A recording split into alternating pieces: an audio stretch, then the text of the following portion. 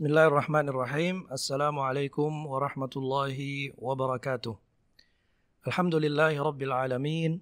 Nahmaduhu wa nasta'inuhu wa nastaghfiruh. Wa na'udhu bihi min syururi anfusina wa sayyiati a'malina. Man yahdihillahu fala mudhillalah wa man yudlil fala hadiyalah. Ashhadu an la ilaha illallah wahdahu la syarikalah wa ashhadu anna Muhammadan abduhu wa rasuluhu la nabiyya ba'dah. Amma ba'du, para pendengar sekalian, para penyimak sekalian dimuliakan Allah Subhanahu wa taala.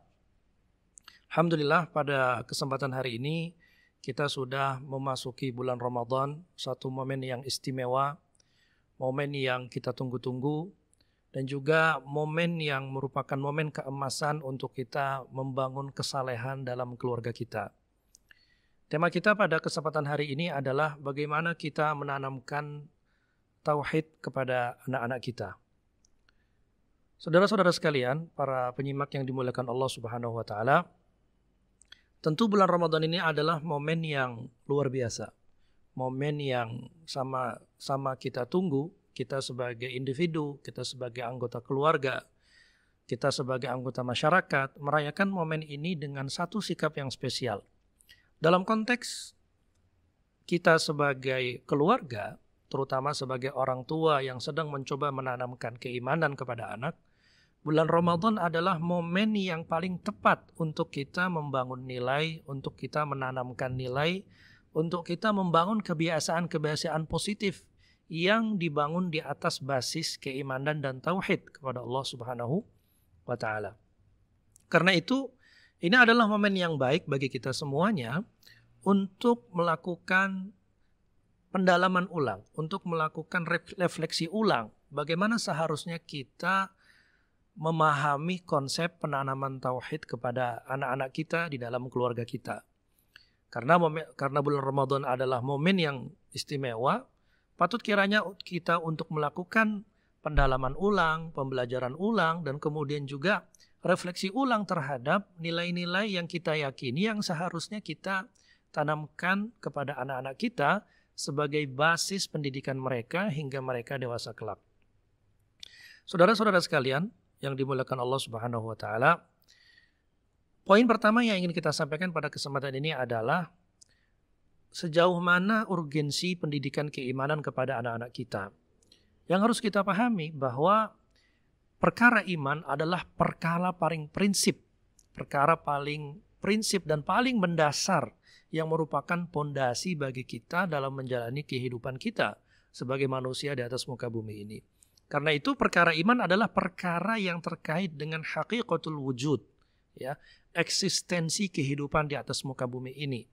Karena itu keimanan menjadi penentu, motivasi dan pendorong serta pemberi makna pada setiap aktivitas kehidupan yang kita lakukan. Kalau orang tidak memiliki iman, mungkin dia tidak akan memiliki motivasi untuk apa dia bekerja, untuk apa dia melakukan aktivitas, untuk apa dia melakukan proses pembelajaran dalam kehidupannya. Karena itu, keimanan merupakan penentu sejauh mana dan untuk apa satu amal dan satu pekerjaan itu dilakukan. Karena itu, tentu saja kita sebagai orang-orang yang beriman kepada Allah Subhanahu wa taala memahami bahwa keimanan ini merupakan perkara yang prinsip.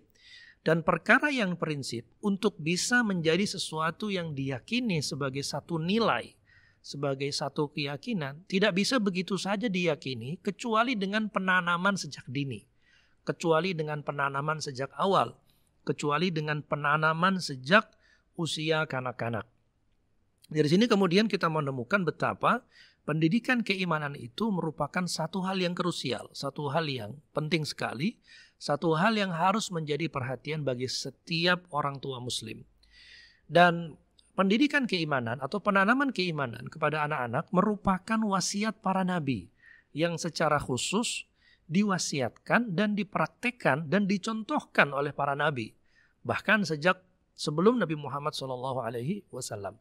Misalnya di dalam surat Al-Baqarah ayat 132, Allah Subhanahu wa taala berfirman, "A'udzubillahi minasyaitonir rajim." Ketika Nabi Ibrahim alaihissalam berkata, "Idz qala lahu rabbuhu aslim qala aslamtu lirabbil alamin wa wassa biha Ibrahimu banihi wa Yaqub ya baniya innallaha astafa lakumuddin fala tamutunna illa wa antum muslimun. Ketika Nabi Ibrahim berwasiat kepada anak-anaknya, ya baniya, wahai anak-anakku, innallaha astafa lakumuddin.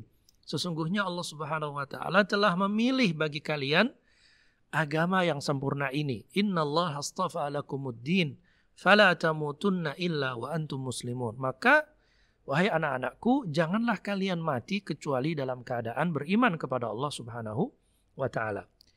Dalam Al-Quran juga ada wasiat dari seorang ayah kepada anak yang populer diabadikan dalam satu surat khusus, yaitu dalam surat Luqman. Dan kalau kita perhatikan, wasiat pertama Luqman kepada putranya adalah ketika beliau berwasiat, a'udzubillahi minasyaitonirrajim, dalam surat Luqman ayat 13, ya bunayya la tusyrik billah. Wahai anakku, wahai putraku, janganlah kamu menyekutukan Allah Subhanahu wa taala. Secara khusus Rasulullah SAW juga pernah berwasiat mempraktekkan kepada keponakannya, kepada sepupunya yang masih muda. Kepada sepupunya yang masih muda, yaitu Abdullah bin Abbas radhiyallahu anhu. Abdullah bin Abbas adalah seorang sahabat junior. Seorang sahabat junior yang saat Rasulullah wafat usianya baru sekitar 12-13 tahun. Nah, saat Rasulullah SAW belum wafat, pernah mengajak Abdullah bin Abbas yang saat itu mungkin masih usia 10 tahun atau 9 tahunan, mengajak Abdullah bin Abbas untuk duduk bersama naik unta di atas untanya Rasulullah SAW. Dan kemudian saat momen-momen kedekatan itulah Rasulullah SAW memberi wasiat kepada Abdullah bin Abbas dengan mengatakan, ya ghulam, wahai anakku, atau nak, kurang lebih begitu, ihfazillaha yahfazka, jagalah Allah, niscaya Allah akan menjagamu. Kemudian beliau juga bersabda, ihfazillaha tajidhu tujahaka. Jagalah Allah, niscaya engkau akan mendapati Allah Subhanahu wa taala berada di hadapanmu, menjagamu dan selalu mengawasimu dan menolongmu. Dalam riwayat yang lain Rasulullah juga bersabda kepada Abdullah bin Abbas dalam peristiwa yang sama, ihfazillaha tajidhu amamaka. Ya, jagalah Allah, niscaya engkau akan mendapati Allah Subhanahu wa taala berada di depanmu. Ta'arraf ilallahi fir rakhai, kenalilah Allah Subhanahu wa taala dalam situasi lapang, ya'rifka fi syiddah, niscaya Allah akan menjagamu dan mengenalimu saat di waktu susah.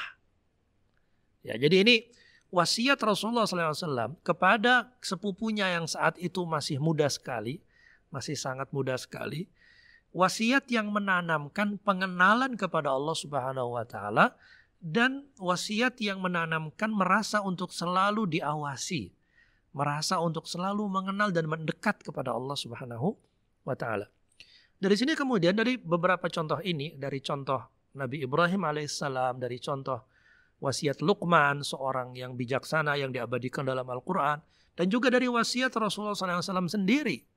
Dalam wasiatnya kepada Abdullah bin Abbas memberikan pesan kepada kita, para orang tua muslim, bahwa wasiat keimanan atau penanaman keimanan itu merupakan satu hal yang harus diperhatikan.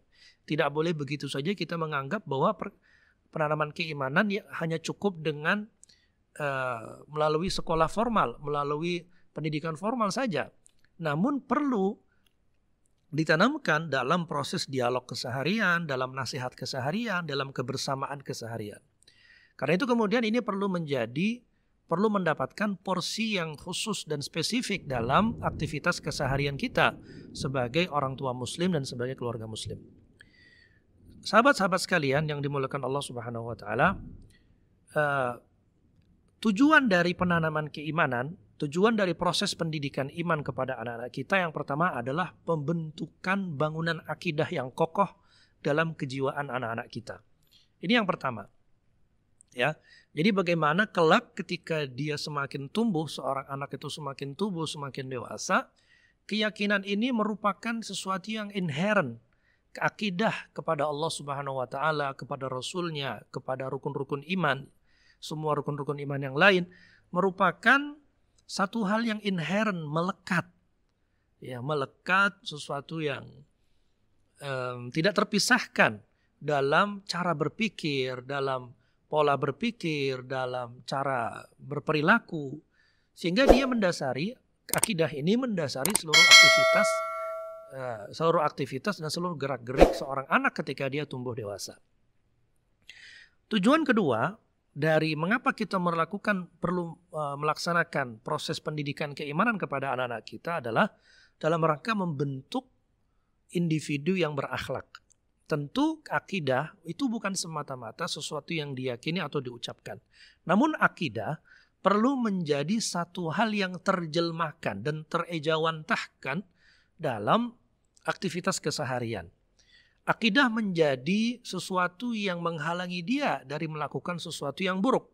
Akidah menjadi sesuatu yang mendorong dia untuk selalu bersegera dalam melakukan kebaikan. Akidah menjadi sesuatu yang memotivasi dia untuk selalu melakukan hal yang terbaik sebagai bukti amal ibadah dia di hadapan Allah Subhanahu wa taala. Jadi ini yang dimaksud dengan individu yang berakhlak. Jadi sesuatu yang terjemahkan dalam perilaku, sesuatu yang terjemahkan dalam gerak-gerik. Segala sesuatu itu diukur dengan cara pandang akidah Islam.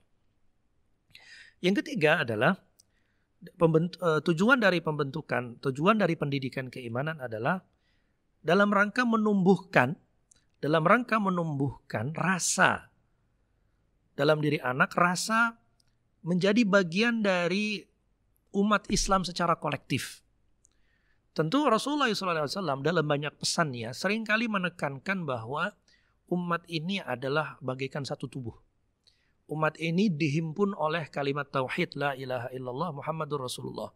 Umat ini dihimpun oleh persaudaraan yang dibangun di atas dasar keimanan.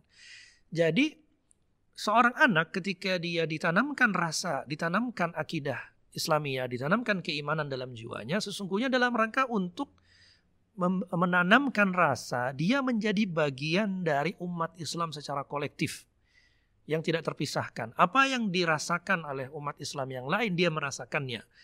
Penderitaan yang dirasakan oleh mereka, dia merasakan penderitaan itu. Dia memiliki sikap kepedulian. Dia memiliki sikap merasa bagian dari satu tubuh yang besar. Bahkan dalam hadis dikatakan bahwa al-mu'minu lil-mu'mini kal-bunyani yashuddu ba'duhu ba'da. Seorang mukmin bagi mukmin yang lain itu bagaikan satu bangunan, satu sama lain saling menguatkan. Karena pada hakikatnya umat Islam adalah umat yang satu, umat yang kolektif, umat yang memiliki rasa senasib sepenanggungan dan saling melakukan proses mekanisme amar ma'ruf nahi mungkar. Tujuan lain dari penanaman keimanan kepada jiwa anak adalah, dan ini saya kira hal yang sangat penting sekali, menciptakan kepribadian yang seimbang. Menciptakan kepribadian yang seimbang. Apa yang dimaksud dengan menciptakan kepribadian yang seimbang? Sesungguhnya pertumbuhan anak itu memerlukan keseimbangan baik dari aspek spiritual, baik dari aspek akal maupun dari aspek fisik. Seringkali para pendidik, para orang tua hanya fokus pada hal-hal yang bersifat fisik atau intelektual saja.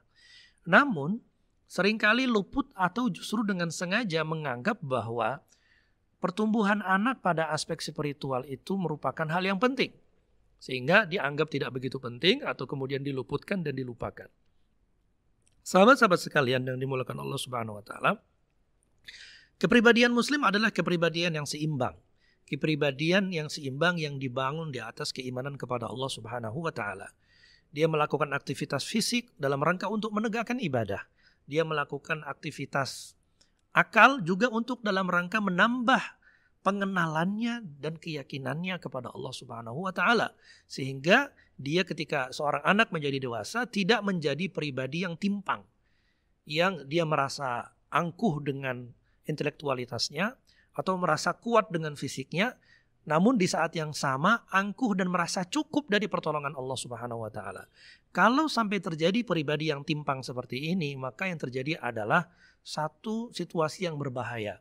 Akan terjadi sikap-sikap destruktif, akan terjadi sikap-sikap yang berisiko terhadap dirinya, terhadap keluarganya, dan juga terhadap masyarakatnya. Sahabat-sahabat sekalian rahmati Allah Subhanahu wa taala, sebagai penutup, kami ingin menyebutkan atau menjelaskan beberapa metode penanaman iman yang kira-kira secara aplikatif dapat kita laksanakan. Yang pertama adalah bagaimana kita mengenalkan kepada anak-anak sejak dini Ya, mengenalkan makna dari nama-nama yang mengandung konsep penghambaan. Kita seringkali mengenal ada nama Abdullah, Abdurrahman, Abdul Karim, Abdul Halim. Semua itu adalah di antara sarana-sarana aplikatif dalam rangka untuk menanamkan pengenalan kepada Allah Subhanahu wa taala sejak dini, secara khusus ketika dia belum memasuki usia tamyiz. Usia tamyiz itu kira-kira usia 5 sampai 7 tahun. Jadi dengan cara mengenalkan konsep bahwa setiap kita adalah hamba Allah Subhanahu wa taala yang tunduk dan terikat kepadanya. Yang kedua, dengan cara mengajarkan doa dan zikir-zikir pendek sejak dini. Kita berdoa kepada siapa, kita berzikir itu untuk mengingat siapa. Ini perlu kita jadikan sarana untuk menanamkan pemahaman kepada anak-anak kita, sehingga mereka mengenal bahwa doa dan zikir itu adalah dalam rangka untuk memanjatkan permohonan, dalam rangka untuk mengingat Allah Subhanahu wa taala dalam setiap kesempatan. Yang ketiga adalah dengan cara mengajarkan, membiasakan anak menghafal surat-surat pendek. Anak-anak tentu akan mengenali ketika surat-surat pendek itu dibaca oleh orang tuanya dalam sholat, dalam proses ngaji terhadap Al-Quranul Karim. Dan anak-anak akan penasaran, ini surat apa? Ini apa yang dibaca? Anak-anak ketika dibacakan, diajarkan sejak kecil, dia merasa ini adalah sesuatu yang spesial.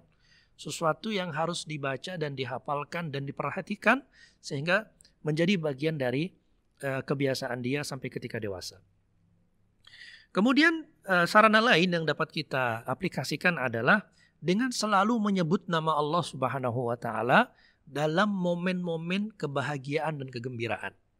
Ini khususnya kepada anak-anak yang belum masuk usia tamyiz. Kita mengenalkan, membiasakan nama-nama Allah Subhanahu wa taala ketika momen-momen kebahagiaan dan kegembiraan. Jangan dikaitkan dengan momen-momen kesedihan dan penderitaan. Maksudnya apa? Betul bahwa Allah Subhanahu wa taala itu adalah pembolak-balik nasib. Ya, kebaikan dan keburukan datang dari Allah Subhanahu wa taala. Namun tidak ada keburukan yang mutlak. Apa yang kita anggap buruk pada hakikatnya membawa kebaikan. Pada hakikatnya membawa kebaikan bagi manusia. Tentu hal ini belum bisa dipahami karena hal ini kompleks atau sesuatu yang agak rumit dipahami oleh anak-anak.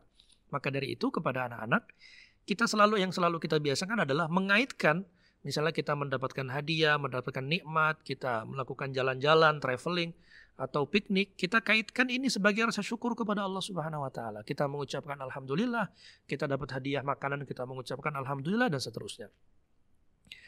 Kemudian juga adalah di antara sarana-sarana yang lain dalam rangka untuk melakukan metode penanaman iman kepada anak-anak, membiasakan anak-anak kita dengan perilaku terpuji.